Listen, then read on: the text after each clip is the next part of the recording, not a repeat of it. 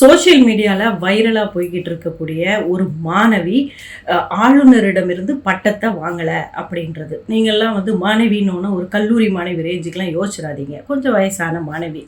இவங்க யார் அப்படின்னு பார்த்தா, நெல்லை மனோன்மணியம் சுந்தரனார் பல்கலைக்கழகத்தில் பட்டமளிப்பு விழாவில் ஆளுநர் கையிலிருந்து நான் பட்டத்தை வாங்க மாட்டேன் அப்படின்னு சொன்னேன். நாகர்கோயில் திமுக மாநகர துணை செயலாளர் அவருடைய மனைவி, அதாவது அவர் ராஜன், அவருடைய மனைவி இந்த ஜூன் ஜோசப் அவர்கள். இவங்க ஆளுநர் கையில் வாங்க மாட்டேன், அவரோட பெரியவங்களாம் இருக்காங்க, முதலமைச்சர் இருக்காங்க, துணை முதல்வர்லாம் இருக்காங்க, அவங்க கையில் நான் வாங்குறது தான் எனக்கு பெருமை, ஏன்னா நான் திராவிட மாடல் அப்படின்னு ரொம்ப பெருமையாக சொல்லியிருக்காங்க. கல்வி நிலையங்களில் அண்ணாமலை அவர்கள் தெளிவாக சொல்லியிருக்காங்க. கல்வி நிலையங்களில் இந்த மாதிரி அரசியல், அந்த திமுகவை சேர்ந்தவர்கள் அரசியல் பண்ணுறது முழுக்க முழுக்க தவறானது. இதை முதலமைச்சர் கண்டிக்கணும். தமிழகத்தில் கூட தான் திமுக பிடிக்காதவங்க எத்தனையோ பேர் இருக்காங்க. அதுக்காக நம்ம தமிழகத்தை விட்டு காலி பண்ணிட்டு போகலாமா?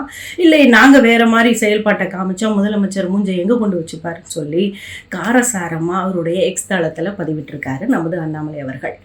நான் கேட்குறேன், இந்த ஜூன் ஜோசப் அவர்கள் கன்னியாகுமரி மாவட்டத்தில் இருக்கக்கூடிய மாணவிகளை படிப்பில் ரொம்ப ஷார்ப்பும்பாங்க. எனக்கு இவருடைய பட்டம் எப்படி வந்ததுன்னு கொஞ்சம் ஆராய்ச்சி பண்ணால் சரி நல்லாயிருக்கும். ஏன்னா இவர்களுடைய ஹிஸ்ட்ரியை நோண்ட ஆரம்பிச்சிட்டாங்க நம்ம ஆளுங்க. சோஷியல் மீடியாலெலாம் பார்த்து அவங்களுக்கு என்ன பெயர், பட்ட பெயர், எப்படி வந்தார்கள், எங்கே ஊழல் பண்ணாங்க, லஞ்ச ஒழிப்புலேருந்து அவங்களுக்கு வழக்கு இருக்கா, எல்லாத்தையும் தொலைவிட்டாங்க. இப்படிப்பட்ட பேக்ரவுண்டில் இந்த பெண்மணி இப்படி ஒரு கான்ட்ரவர்சியை ஏற்படுத்தியிருக்கிறவங்க உண்மையாகவே படித்து தான் பட்டம் வாங்கியிருக்காங்களான்றதை நீங்கள் கண்டிப்பாக செக் பண்ணணும். அது மட்டும் இல்லை, ஆளுநர் கையில் நீ பட்டம் வாங்காதது உனக்கு பெருமையாக இருக்கலாம், ஆனால் நல்ல வேலை அவர் உன்ன மாதிரி ஆளுங்களுக்கு பட்டம் கொடுக்காதது அவருக்கு நல்லது.